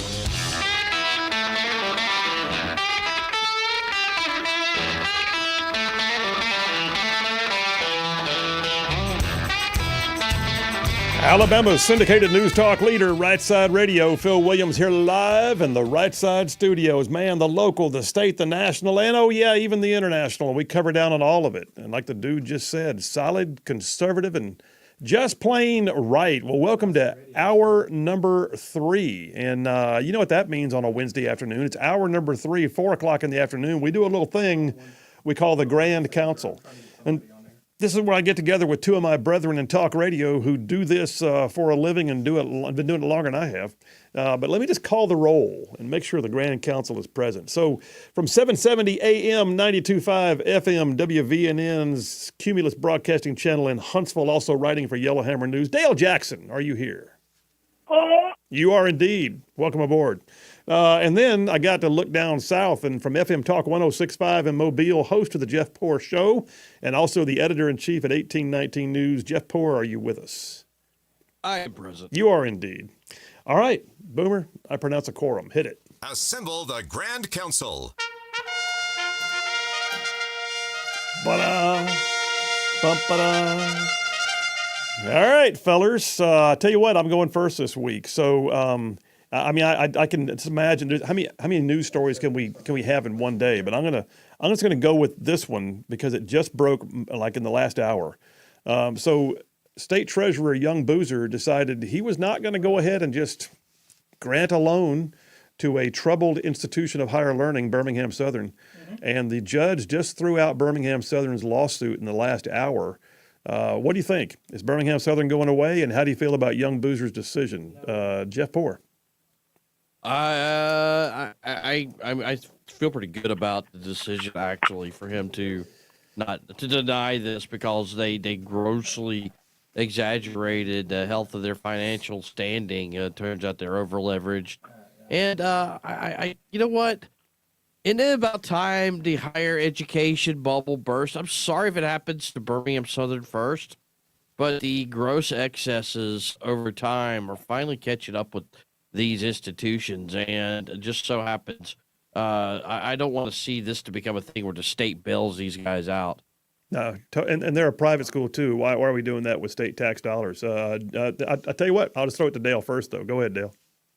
I don't really have much of a problem with the loan, so to speak. I mean, if it's going to be paid back, great. If they have the leverage and the state can do it.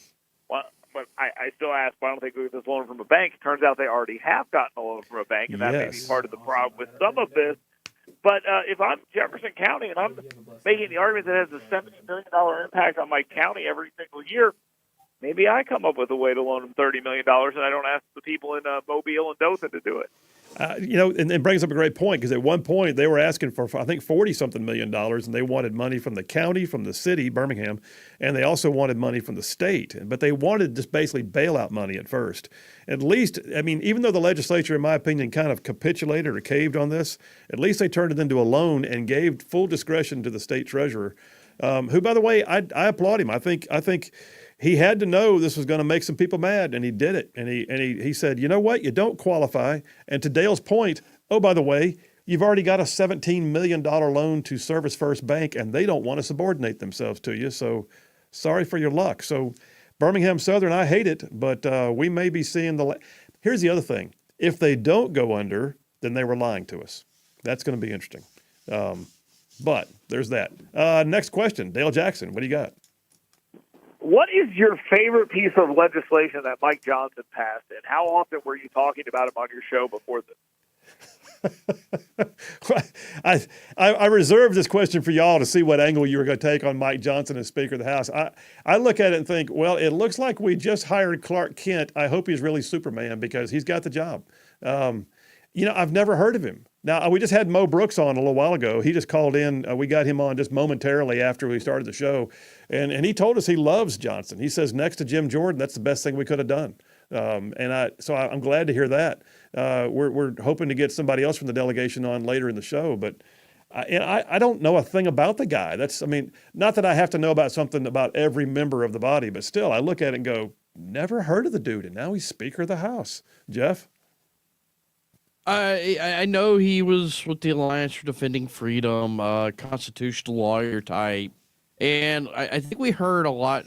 If you heard from him, it would have been probably during the constitutional questions about impeachment. But just because how many pieces of legislation did your congressman pass? That doesn't really isn't the mark of somebody's importance. What's your own question, Dale? What are you thinking? You think we got a dud or we got a live wire? Well, I got this giant board at my house. I keep track of at least the people in the 4 largest congressional districts in each state. Mike Johnson is in the 4th largest congressional district in Louisiana. And as I've been tracking, I don't know who he is. I have no idea. I'm just kidding. I have no clue. No clue who he is. No clue who he was. I'm hoping he's good, but I don't think it matters all that much in the grand scheme of things. From McCarthy to this guy, I think it's pretty much all negligible. They are going to be in charge of getting legislation to the floor, and that's important. Maybe there's some new attention directed to the power of that position at this point, but that's about what we can hope for out of this. I don't really have an answer to the question. Well, I was going to say, I've been to your house, and if you had a congressional tracking board, all I saw was wrestling poachers and beer cans. I didn't see anything of the sort. Well, I guess I won't let you broadcast from my studio anymore. I don't know, man. The bottom line is, I don't know that I can point to a piece of legislation that was his, but I love Alliance Defending Freedom. I dig the fact that he was a constitutional scholar. Apparently, he's been very pro-Trump, and Trump even endorsed him, which can't hurt his bona fides with the grassroots. All said and done, and then I look at Mo Brooks, who called in and assuaged my concerns greatly by saying, no, we could not have done much better than this. So there's that. Jeff Poor, last question. What do you got? Down here in Mobile, they're talking about bringing back the paddle. They haven't done it in 20 years, but bringing back corporal punishment. It's not illegal in Alabama, but there's a very hot debate about it. What do you guys think about in public schools return of physical discipline? Spare the rod, spoil the child. That's what I say about Boomer all the time. But I got no issue with it, man. I think there's going to have to be some. Lawyer in me is going to say, all right, there's going to have to be some parental consent that corporal punishment is allowed. And then secondly, you're going to have a witness there so nobody ever can say he took me in the office and just beat the crap out of me. But at the same time, I got no issue with the idea of call the coach, come up here with the paddle, the one that has the holes drilled in it so that it goes even faster. And then 3 smacks because you did a thing. What do you think, Dale? I don't hit my own kid. I think I might have a problem with someone else doing it. Oh my gosh, what I'm hearing right there is that Dale lacks discipline. That's what I hear. No, hey, my kid does not lack discipline. I can tell you that much right there. But it's done through fear, not through force. So you don't. So basically, you've got an aversion to spankings, no matter where it is, whether it's at school or at home. Well, I don't know if it's aversion. I've never felt the need I needed to actually hit him at any point. I could definitely see in about, 11 years, he's 16, we're in the front yard with our shirts off fist fighting. I can see that happening, but I just haven't thought of a situation where I've needed to hit him yet. So if I don't hit him, I don't want anyone else hitting him either. Okay, so I'd like first crack. How about that? All right, so Jeff, your question. What are you thinking? Well, it's not always about you, Dale, but some kids need this kind of discipline here. So just because your child it doesn't need to be spanked doesn't mean somebody else's child doesn't need it. So just think about the school at large here and taking. I'm presenting the point of view of most parents who don't smack their kid around. But it's not about that. It's about discipline in school and not being there and trying to have a place in public schools where your child doesn't have to be distracted by other children who can't behave. All right, Jeff Rowe, but you're a new daddy. How do you feel about it, as you personally, as a dad? They can, if they're getting paddled at school, they're getting paddled at home too. I'm not down on it at all. And by the way, there was not a lot of what I would call paddling in my household. I raised two amazing kids who came out better than me. And we had a little bitty wooden spoon that Caitlin called a spanking spoon when she was little, but that was about the size of it. Did either one of you get paddled in school? I never got paddled in school. I didn't have to, but I got threatened with a paddle once or twice. But I was the kid that my dad had to discipline several times. My mom and dad would beat me regularly, and my dad did this whole "it hurts me when it hurts you," which is a lie. I don't believe any of that. But I just don't think at any point I really need to slap Grant around. I'm picking Grant up from chess camp right now. Grant, have I ever need to slap you around? Slap you around is different. It's not slapping you around. It's just a slap you paddle. around. Holy cow. This isn't Daddy Dearest here. Dale Jackson, the bleeding heart liberal. This is what's wrong with society. All right, listen, we're going to take a break right now while Dale restores his manhood, and we will come right back for round number 2 of the Grand Council. Corporal punishment in schools. I mean, if it's warranted, call the coach. Get out the paddle. That's what I say. Phil Williams, Rightside Radio, Grand Council. Jeff Power, Dale Jackson. We'll be right back.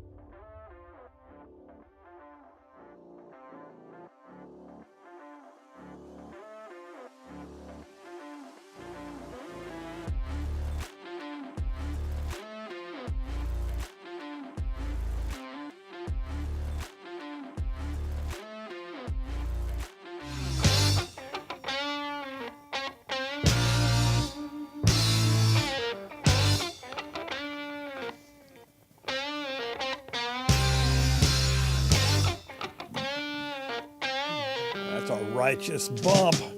Phil Williams, Rightside Radio, solid conservative and just plain right, like making it cool to be a conservative. And I'm back right now with the Grand Counsel, Jeff Poore from FM Talk 106.5 and 1819 News, Dale Jackson from WVNN and Yellowhammer News, and just little old me. First question, next round is mine. So, all right. So the dude who thinks he's a chick, Sylvia Swain, did not get to become the first ever elected transgender member of the Alabama legislature. Failed last night in a state election. Anyway, here's my question. Outside groups flooded money into the state that were all about the idea of having a, LGBTQ2IA plus acronym candidate. He ran on being a transgender candidate and yet took issue when his opposition pointed out that he was a transgender candidate. Is it fair game or is it not? If they're going to make something of it, is it or is it not fair game? Dale, you first. Well, like you just said, the outside groups are supporting this person solely because of that particular position. They made this candidacy about whether Steve Marshall was an extremist because cutting the dogs off of 8-year-olds and saying you can't do that is a big deal. And he says you can't do it, and she says we should do it. So, yeah, I think that we should absolutely call him or they, whatever they want to be called, but we should also call them that in campaign literature. Jeff Poore. Yeah, I agree with that. I mean, it's fair game if this is what you're going to raise money on. And I mean, name something else about Sylvia Swain that, this is like we know less about Sylvia Swain's policies, positions than Mike Johnson. So other than being transgender, I mean, what's the point? So, by the way, I got to give props to you guys. 1819 News, every article you had on Sylvia Swain, you referred to him as a he. And we heard from a lot of Sylvia Swain supporters about that. Did you really? Oh, nice. they were not. They are still flooding the mailboxes of 1819 News. Let them flood it. Their candidate lost. All right, that was a quick one. I just had to bring it up, but props again to 1819 for that. So, Dale, question, what do you got? Wouldn't Mike Johnson make a better transgender name than Sylvia Swain? What kind of question is that? Okay. I'm just throwing it out there. I mean, how come they all sound like porn stars? What's this all about? Go ahead. All right. So, anyway, my actual question, which now I've forgotten what it actually is, let's go to Jeff instead. Jeff, what's your real question? What have you got for us? Well, way to up the discussion, the level of discussion, Dale. But the Biden administration's got its foot on the brake with the ground invasion of Gaza, and they're even trying to persuade Netanyahu not to go through with it. What is going on here? Why does Biden? Why does his predecessor Obama? Why are they so enamored with an Iranian deal? Because the Biden administration has no spine. What we're looking at right here is, and rather than moral outrage, they have moral equivalency. They want everybody to be okay with their position, as opposed to worrying about what the position that Israel has to take. And I heard General Jack Keane say the other day, and I thought he was right. Somebody asked that same question of him, and he said, no one's going to tell Israel when they can and can't start this one, because it's going to happen when they say it does. And well, let me ask you this, though, Senator, because I think the Biden administration has tremendous leverage over Israel, because if they, I wouldn't be surprised if this were the case. Hey, you go into Gaza and you invade and you go on in on the ground, we're going to start withholding some armaments and some munitions coming your way. Let them try it. I feel like Netanyahu, the same guy, Netanyahu, who stood for like 3 minutes in the podium of the UN General Assembly and stared at them before he even opened his mouth to speak, just to make a point. I feel like he's probably going to say, well, Mr. President, you can do that, and I will have a press conference, and it will definitely hurt your position during the election year. So I don't think I don't think there's really going to be that big of an issue. I mean, we just put 2 carrier strike groups within the region, so I think Israel is safe to proceed right now. They may be getting a slow roll on touchy-feeliness, but I think that right now Israel's still going to have the right to go. Yeah, Dale, what do you got? Biden's just courting anti-Semites, guys. Don't worry. The actual position of the American government is completely different. They just know that there's too many anti-Semites in the Democratic Party for him to be full-throated about it. But they know the score and what's up. It's about playing to the Ilhan Omars, the Rashida Tlaibs, the outward anti-Semites, the people too stupid to understand the situation, like Alexandria Ocasio-Cortez, and people like that. But they know what's up. I'm not worried about that at all. All right. Well, Dale, with about a minute left, have you got that question back? Did it come back to your head? Yes. Jeff Poor's old roommate, Kyle Whitmire at AL.com, best friends they are. That guy said, give Tommy Tuberville what he wants. Make him vote every single day. And this is some sort of gotcha on Tommy Tuberville to get those promotions done. Would Tommy Tuberville actually care if they did that? No, he's been asking for it. He's been telling them, look, bring it to the floor. I'll bring it. Tommy Tuberville tried to bring the chairman of the Joint Chiefs to the floor himself, and that's when we finally had Schumer run to the floor to do it because he realized that Tuberville had his number. Jeff? Yeah, and there's no reason. I mean, they're not required attendance there. It's like if Tommy Tuberville comes and votes one day and he goes and plays golf the next day, nothing's going to happen to him. So it's just a kind of a dumb gesture from Kyle Whitmire. Well, it's Whitmire, but hey, he is, by the way, like a Pulitzer Prize winner or something now. He's fighting a war on dumb guys. Come on, y'all. All right. So Dale Jackson, we understand that you do not believe in discipline for your child, and No. and Jeff Poor is not afraid to use the correct pronoun on somebody who wants to run as a transgender. So I think we know who the conservative here is, ladies and gentlemen. All right, fellas, I appreciate you both, and thank you very much for once again another amazing round of the Grand Council. That's Jeff Poor from FM Talk 106.5 in Mobile, host of his own show, The Jeff Poor Show, and with 1819 News, and Dale Jackson, host of The Dale Jackson Show at WVNN up in Huntsville, and writes for Yellowhammer News, and just little old me. Y'all stay tuned. We'll be right back.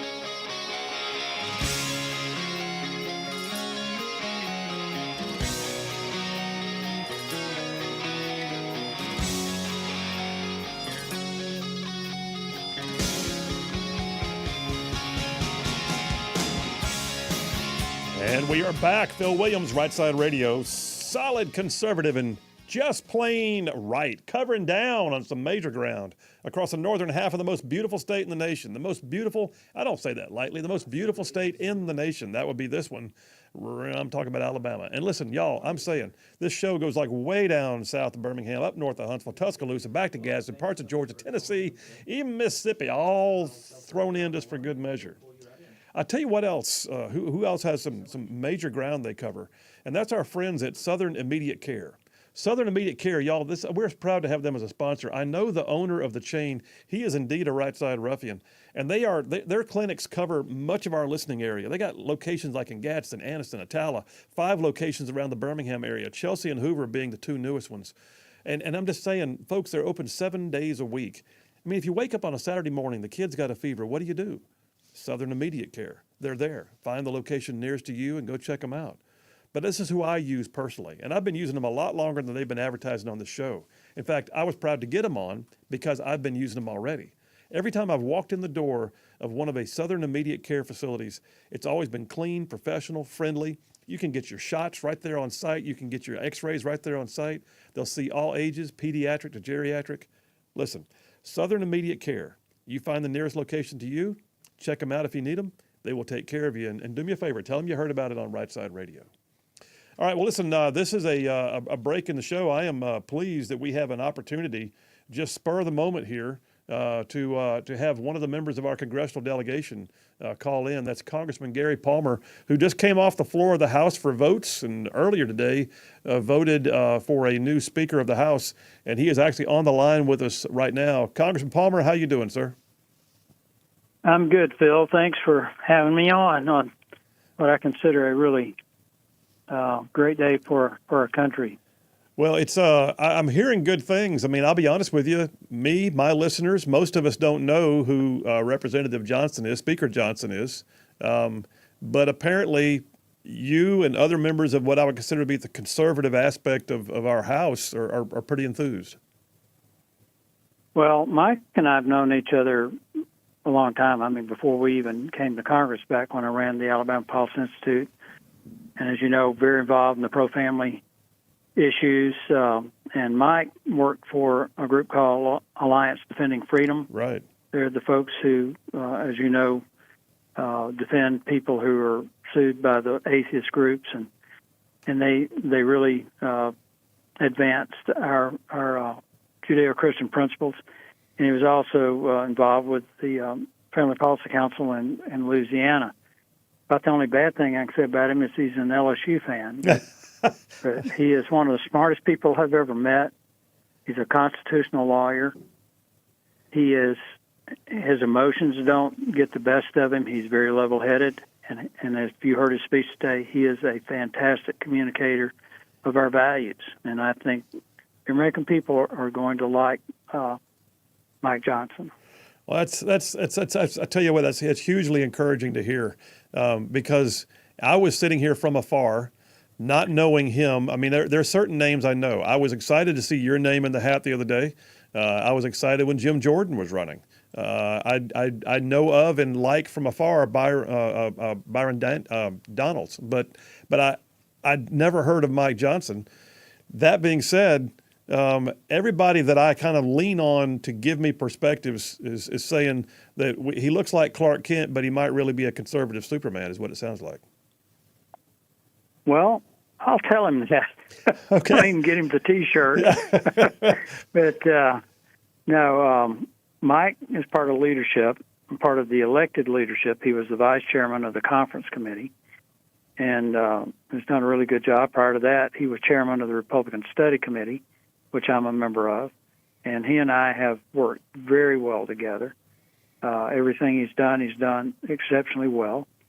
This is an enormous task, though, but people really need to be covering him in prayer because I promise you, he will come under attack. We had after the vote, we had a press conference on the steps east side of the Capitol for the media, and we weren't taking any questions, and a reporter immediately runs up and wants to ask him, did he think, wanted to bring up some issues from the past, and the media up here is really another arm of the Democratic Party. Yeah.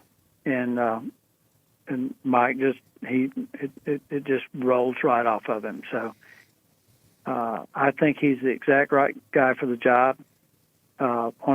Before we had our candidate forum Monday night, as you know, I'd gotten into the race. The reason I got in was because there were some things that I felt like that the conference needed to hear, and we needed to have a full and open discussion about. And that wasn't going to happen unless I got in the race. And I literally didn't submit my name until 7 minutes before the deadline. And my objective was to get out some ideas and solutions to keep us from, on the appropriation side, from running into these fiscal cliffs every year and winding up passing a bunch of omnibus bills. So what I've recommended, and I just talked to Kit Roy on the floor, and Mike Johnson's on board with this, is under the Congressional Budget Act, we're supposed to pass appropriations by June 30th, but there's no enforcement in it. And you, as a former state senator, know if you don't put enforcement in a bill, it doesn't get done. That's exactly right. So I'm making three changes to that bill, to the Congressional Budget Act. One, we're not going to wait on the presidential budget. We throw it in the trash anyway. We're not going to say that appropriations bills don't come to the floor until May 15th. What we're going to do is we're going to eliminate that. We're going to say if the appropriations bills are not passed by June 30th, no other legislation can be considered on the floor other than appropriation. There you go. And my thinking is if the subcommittee chair is ready to bring their bill out, they can bring it out in April, as far as I'm concerned. But we've got to have them done by June 30th.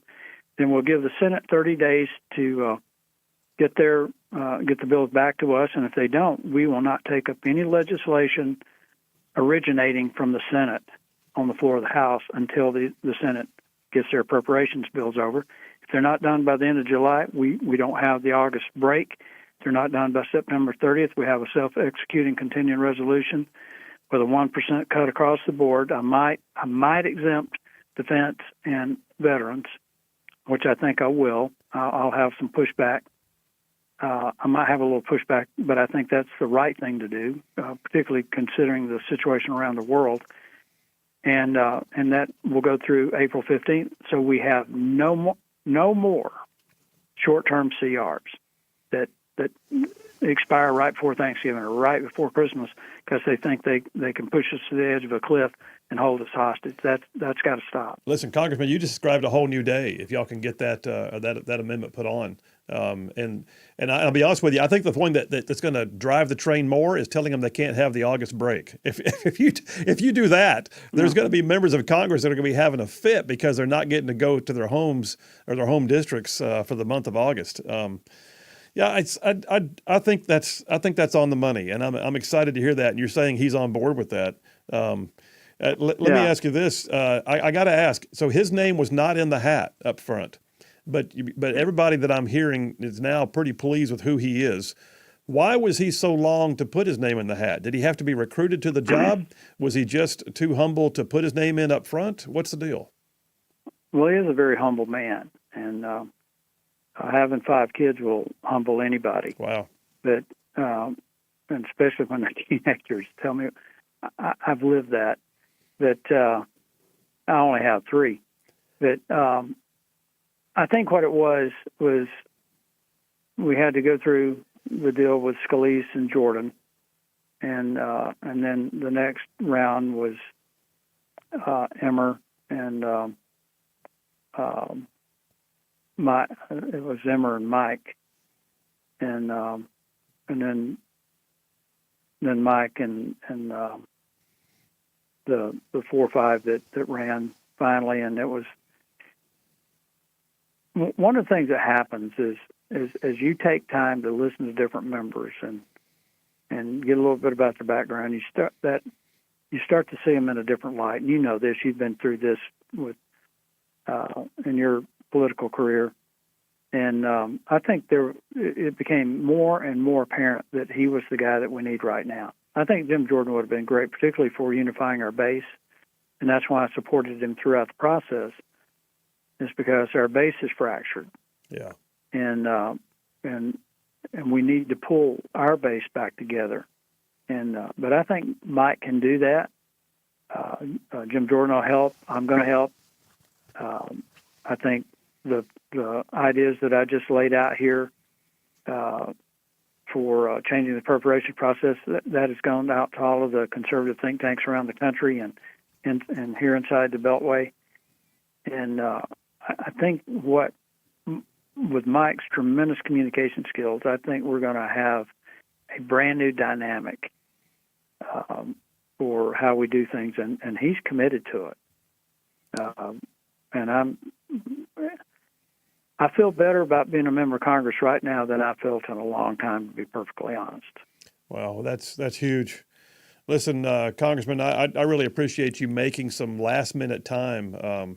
Your staff reached out and said you were coming off the floor, and I said, I'll take him if he can come on. And anyway, this is what our listeners needed to hear because right now, the majority of people don't know Mike Johnson's name, but from what you said, I think they're about to learn a lot more about him. And I'd really like for him to pull up the speech he gave, his acceptance speech, and listen to that. It is absolutely spot on and tremendously inspiring and encouraging. And just listen to that. I think a lot of people are going to be very, very excited about the new Speaker of the House. Well, Congressman Gary Palmer, thanks for what you do. Thanks for your time today, and we'll stay in touch, all right? Thanks, Phil. Thank you. All right, we're taking a break right now, but that was a great opportunity there to just call that a mini dipper, if you will. We've had some breaking news today. We broke some news today. I may have to just come back after the break and recap what all this show did today, Boomer. I mean, this has been like some more kind of a show. This is one of the reasons why this show exists, I reckon. Phil Williams, Rightside Radio. You guys stay tuned. We'll be right back.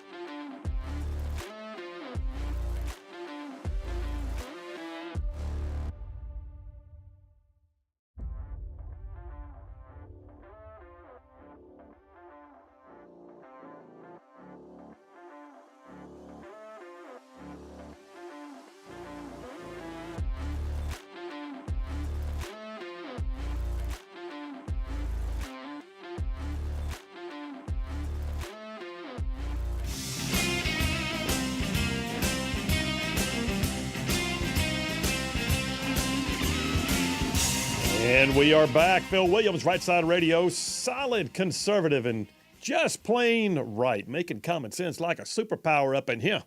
And folks, I got to tell you who else has a lot of common sense. They apply it quite well. That's our friends at ZLA Solutions. So ZLA Solutions, y'all, listen. They have been like just making a score left and right with businesses all over our listening area and beyond, because what they do is they come in and they find solutions to help you make your business better. They can help you with things like logistics and transportation and, warehousing, quality control. But their bread and butter still remains staffing. I mean, they can find people for you. If you can't find people, they can find them. They can do the recruiting, the background checks, drug testing if necessary, all of it. Blue collar, white collar, or no collar, I always say. ZLA Solutions. Doesn't matter what kind of staff you need, they can hunt them down. Check them out. Their website is zlausa.com. That's ZLA Solutions at zlausa.com. These are people I know personally, and I do not mind advocating for them. All right. Hey, listen, what an amazing show. So we broke news on the show today. We brought you breaking news on the show today. What happened? Not only breaking news, then you had two not random call-ins, but random call-ins that weren't non-scheduled call-ins, I should say. With one former and one current congressman. God. Grand Council. Someone in studio. Charlotte Meadows. Yes. I mean, whew. I know. And then we broke the story about two UAH professors that are Hamas sympathizers that are signed on to a national letter saying, oh, please, Israel is about apartheid and genocide, and that's ridiculous. And then we broke that story, and then we had the breaking news we brought you about the Speaker of the House, and then we had the breaking news we brought you about Birmingham Southern College. What is tomorrow going to bring? And all that, plus I had a monologue where I talked about chitty chitty bang bang and moral outrage. I mean, come on. Can't ask for a better day. The grades are in. Let's see what John is saying. John says, Boomer, you got an A+ today. I know, an A- today. A- for not having enough sound effects, but don't feel bad. You did much better than Dale Jackson, whose grade I will not mention. Says, Phil, you did a fantastic job today, so you get an A++. However, today's winner is obviously Charlotte Meadows, who gets an A++. Obviously. Perfection, he says. And then he goes, Boomer, a suggestion. I think you need a breaking news sound effect. Oh. What would that be? I don't know. Like the sound of breaking glass? We'll find something. Work on that. That's a good idea, though. John makes a suggestion.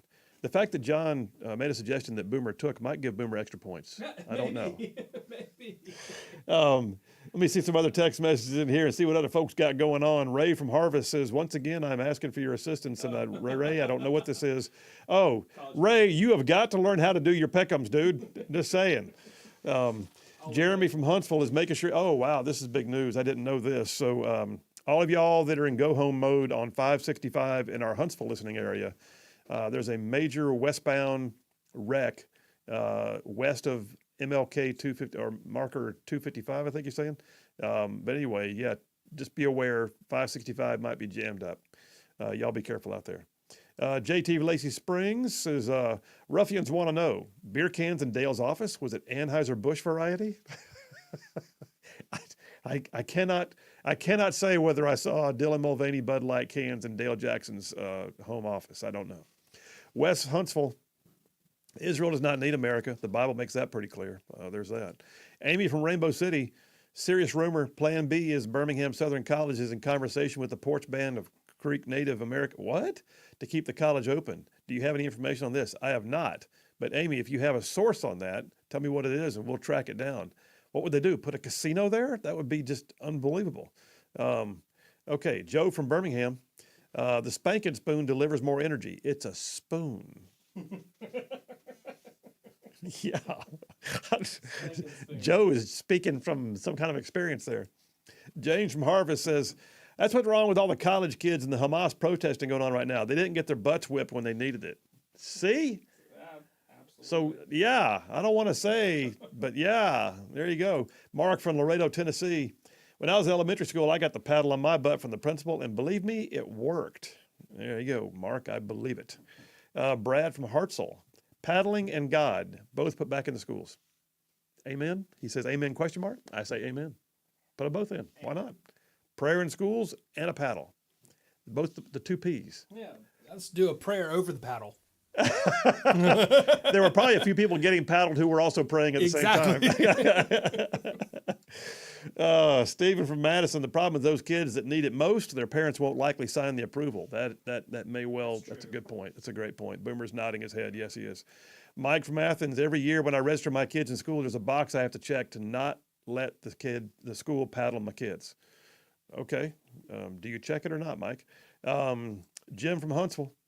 Regarding the new House Speaker, this is a pretty good bona fide in my book, and he says he sends me a link to the Daily Wire where the headline is, "The new House Speaker has a history of bluntly confronting Democrats." Well, that's good doings. If Daily Wire says it, it's probably true. Brian from Huntsville. Sad, yet Boozer is correct, talking about the state treasurer and Birmingham Southern. Boozer is correct. It's up to me to donate. It's not for someone else to allocate my funds for me. I do not appreciate my tithes being taken by the government before the church sees it. Okay. And Devin from Brownsboro.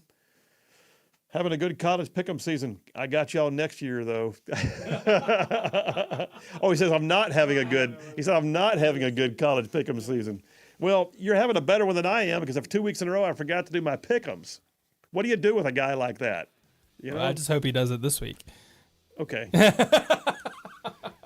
Maybe you'll remind me this time. See how I blamed you? That was great. All right, folks, listen. We had a great day with you. We'll have a great day with you tomorrow. Y'all have a great night. We'll see you tomorrow at 2.